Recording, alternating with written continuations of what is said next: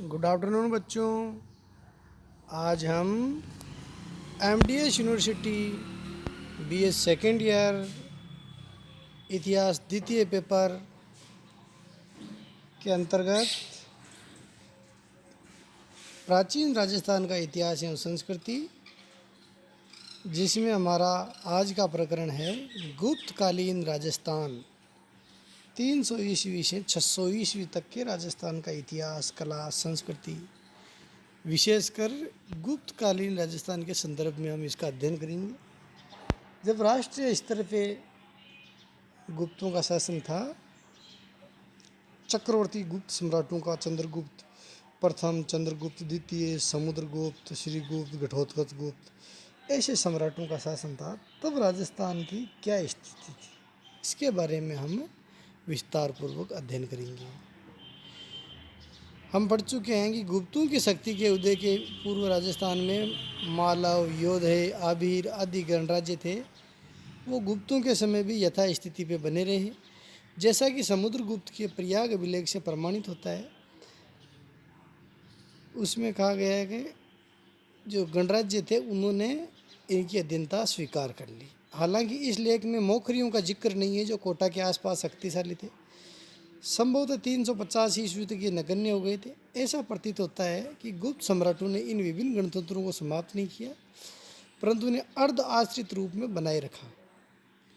इस स्थिति में ईसा की 5वीं सदी तक गणतंत्र के रूप में बने रहे, परंतु जब हुणों ने पंजाब एवं अन्य उत्तरी भारत को अपने आतंक से नष्ट भ्रष्ट कर दिया, तो उस तूफानी अभियान का धक्का सहन करने की क्षमता उनमें नहीं रही।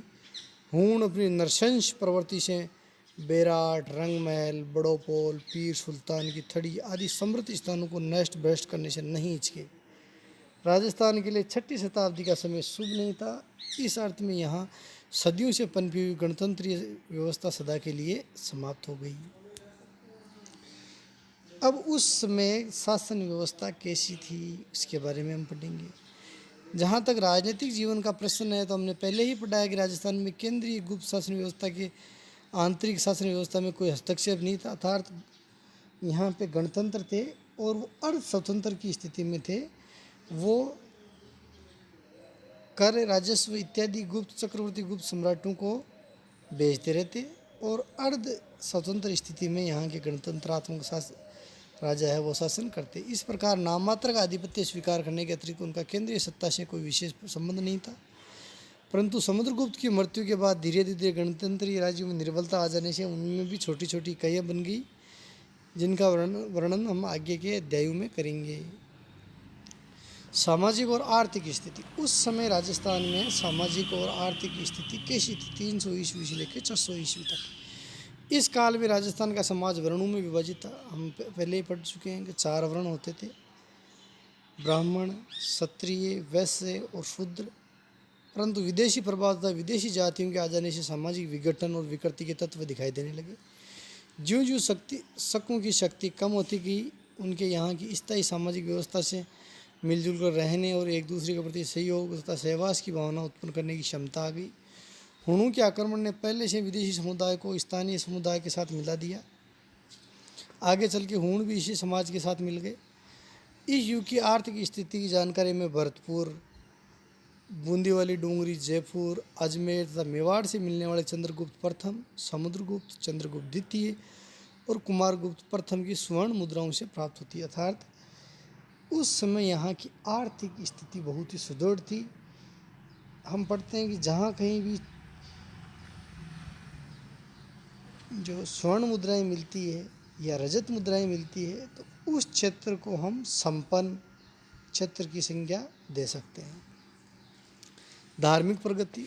उस समय यहाँ के लोगों की धार्मिक स्थिति कैसी थी, किस धर्म का पालन करते थे और मुख्यतः किस धर्म के या किस पंथ के अनुयायी थे, इस बारे में हम अध्ययन करेंगे।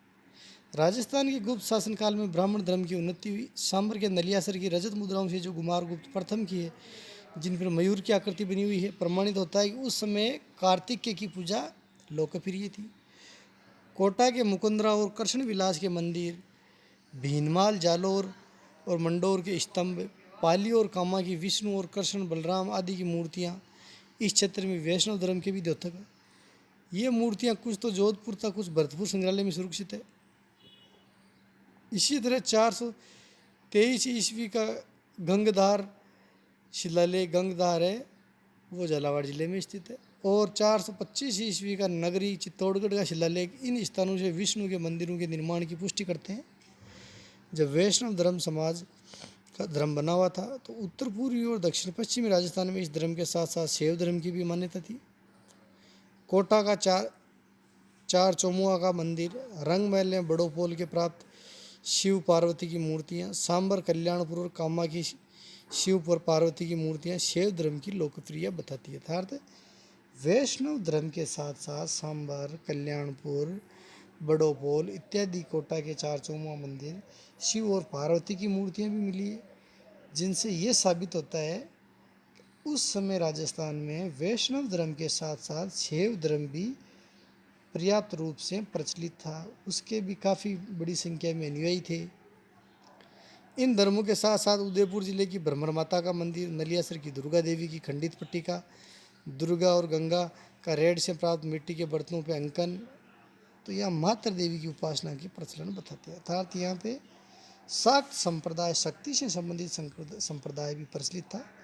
यहाँ पे चामुंडा माता, दुर्गा माता इत्यादि की पूजा की जाती थी। तो इसके भी हमें पर्याप्त रूप से साक्ष्य प्राप्त होते हैं। मूर्तिकला एवं वास्तुकला, गुप्त काल की अभिव्यक्ति में राजस्थान बड़ा समृद्ध है। इस काल की प्रतिमाएं जो अमझेरा, डूंगरपुर, कल्याणपुर, जगत, उदयपुर, आभानेरी, जयपुर, मंडोर, ओसियाँ, जोधपुर, बाड़ोली, कोटा, बसेड़ी, नीलकंठ और सैंचली, अलवर आदि स्थानों से प्राप्त हुई। अलंकृत कला, सदे हुए त्रिवीरों केस के नवीन प्रसाधनों से गुप्त शैली के अधिक समीप है। रंग महल, मुंडा पीर सुल्तान थड़ी से जो बीकानेर क्षेत्र में है, सामग्री उपलब्ध हुई है, अपनी सजीवता, सादगी, गति या तक्षण कला में विशिष्ट प्रकट करती है। सांबर की उत्खनन सामग्री में मिट्टी के बर्तनों के टुकड़ों पर बनी हुई विविध आकृतियाँ, फूलों की पंखुड़ियाँ, पत्तियों की बनावट, जालीदार रेखा करती परंपरा के विचारों से ऐसे निर्दोष है कि उन्हें देखते ही बनता था। उस समय की मूर्ति कला, तक्षण कला बहुत ही सुंदर थी। उसमें तत्कालीन कलाकारों ने एकदम सजीवता का आरोपण कर दिया। इस युग में वास्तुशिल्प को भी बहुत प्रोत्साहन मिला, जो मुकुंदरा और नगरी के मंदिरों से प्रमाणित होता है। इन मंदिरों की शिखर, प्रासाद, चौकोर और गोल खंभों की प्रणाली उत्तर गुप्त काल में बनने वाले ओसियाँ, आबानेरी, बाडोली के मंदिरों के निर्माण की कला में नई दिशा निर्धारित करने के आधार बने। इतना ही नहीं, इन्हीं मंदिरों का मूलभूत वास्तु कुशलता को लेकर भारतीय नागर और द्रविड़ शैली का विकास हुआ था। नागर और द्रविड़ शैली के पूर्व के ये मंदिर थे। इन्हीं से आगे चल के इन अन्य शैलियों का भारत में विकास हुआ। अब हम आगे देखते हैं कि शिक्षा का प्रसार। उस काल में शिक्षा और शिक्षण व्यवस्था है वो कैसी थी। इस काल में निसंदेह अनेक प्रतिभाशाली मेधावी विद्वान हुए हैं, जिन्होंने स्तंभ लेखों के द्वारा काव्य प्रतिभा तथा सुसंस्कृत होने का प्रमाण दिया है। इससे यह भी प्रकट होता है कि इन मेधावियों ने अपनी साहित्य प्रखरता का जनता पर गहरा प्रभाव डाला। ठीक इसी युग की समाप्ति के बाद 7वीं शताब्दी में भीनमाल में माघ का होना, चित्रकूट चित्तौड़ में हरिभद्र सूरी का होने से सिद्ध है कि राजस्थान साहित्य के एवं काव्य संबंधी प्रगति गुप्त काल में विकसित और समृद्ध अवस्था में थी और निकट भविष्य में प्रतिभा संपन्न विद्वानों को जन्म दे सकी। इस काल की बौद्धिक विशिष्टि से विदित होता है कि उस युग में प्रचलित शिक्षा प्रणाली भी अच्छी रही होगी। ब्रह्म सिद्धांतों के लेखक ब्रह्मगुप्त, जिन्होंने भीनमाल, जालौर में रहकर गणित संबंधी ज्ञान का प्रसारित किया, संभवतः बेहतर आर्य छंदों में इसी विद्वान ने ध्यान ग्रह का भी सर्जन किया था। अर्थात जो प्रमुख खगोल शास्त्री हुए ब्रह्मगुप्त, गुप्त काल में हुए, तत्कालीन भीनमाल, जालौर में उनका निवास स्थान था। वहीं से सारे देश में उन्होंने खगोल विद्या का प्रचार प्रसार किया। अब आज हमारा ये प्रकरण इतना ही है, बाकी का हम